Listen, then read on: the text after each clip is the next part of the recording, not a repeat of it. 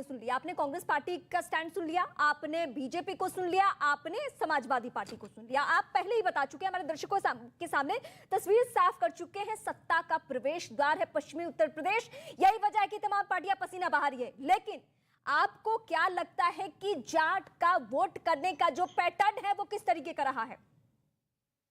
देखिए, मुझे थोड़ा सा समय देंगे तो थोड़ा सा मैं क्लियर कर दूंगा। देखिए, ऐसा है कि ये जो किसान आंदोलन हुआ था भाजपा के खिलाफ हुआ था और हम भाजपा को घेर रहे थे, अब भी घेर रहे हैं।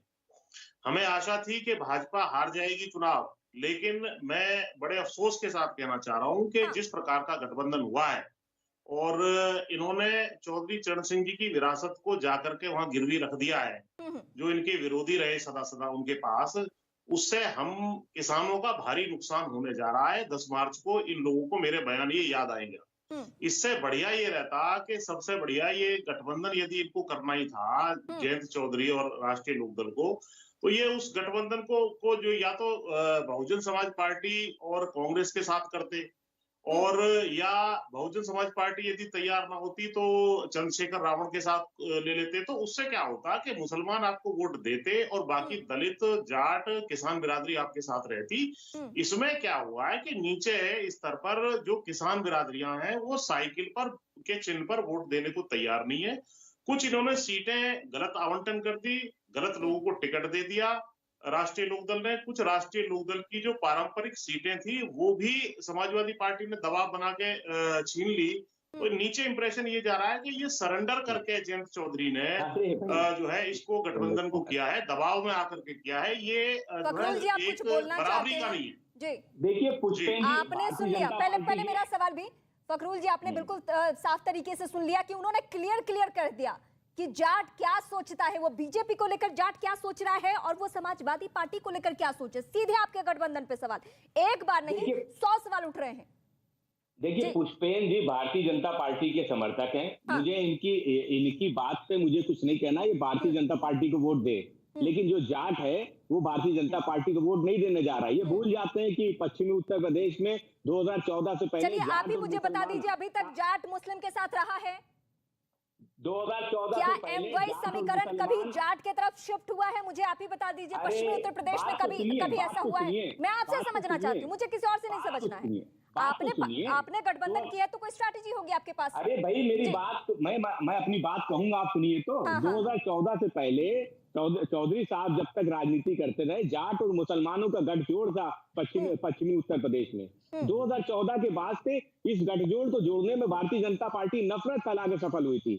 उस नफरत को समाजवादी पार्टी गठबंधन ने खत्म करने का काम किया है। हम उस जो जख्म थे, चाहे वो मुजफ्फरनगर दंगे के रहे, उनको भरने का काम किया है। और भारतीय जनता पार्टी आज वोट इस मुद्दे पे चाहती कि मुजफ्फरनगर के जो दंगे हैं वो हरे रहे, वो जख्म सूखने ना पाए। तो वो जख्म सूख चुके हैं। अब हिंदू, मुसलमान, जाट सब साथ में है। वो तरक्की चाहता है, वो किसानों की समस्याओं का समाधान चाहता है। किसान नेता आपके सामने सवाल उठाए तो आप कहेंगे कि वो बीजेपी का समर्थक है?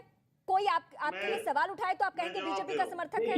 देखिए ऐसा है ना कि जो अगर आप किसी आपकी पुष्पेंद्र जी को आप जानते हैं ना, पुष्पेंद्र जी का तो सियासी कोई इस तरीके का इतिहास नहीं है। आप उनके देखिए, पुष्पेंद्र हर व्यक्ति का सियासी झुकाव होता है, पुष्पेंद्र जी का भी सियासी झुकाव है। वो उनकी भाषा से साफ पता चल रहा है भारतीय जनता पार्टी की तरफ है। मुझे जवाब देने दीजिए।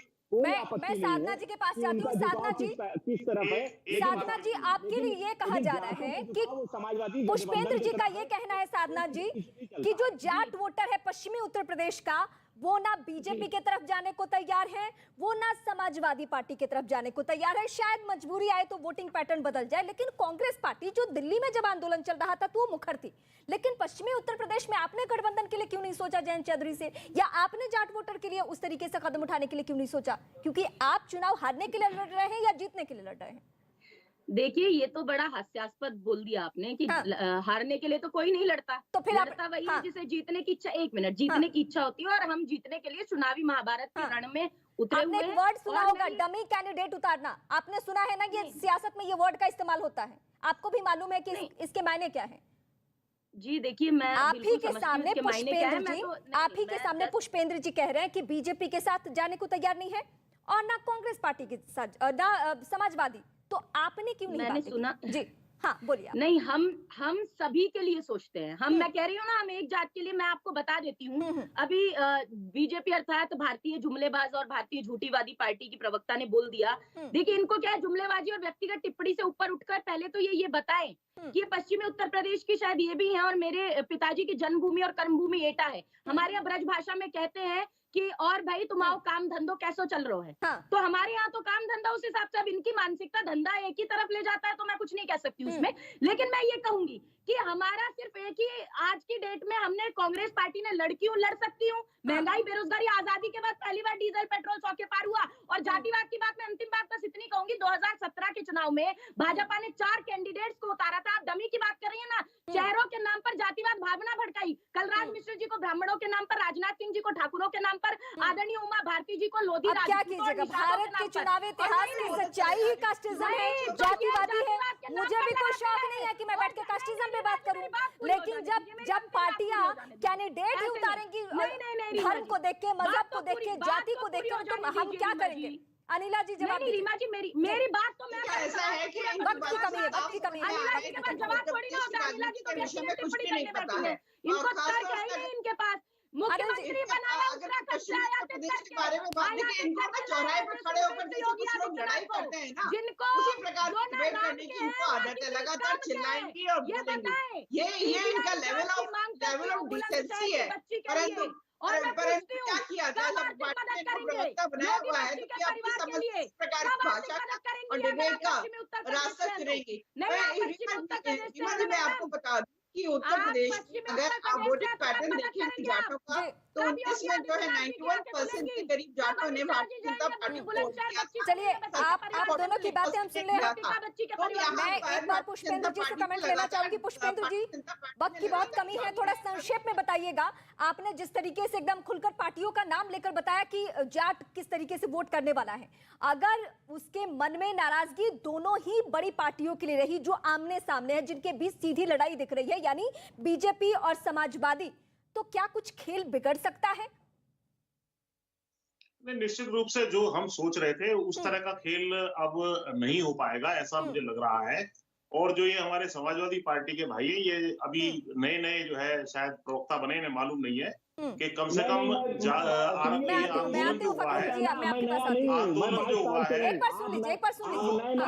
हुआ है, उसमें 1000 प्रोग्राम कम से कम मेरे चैनल पे लगे हैं, जिसमें जो है भाजपा का हमने विरोध किया है। हमने भाजपा का विरोध किया है कम से कम 1000 प्रोग्राम में।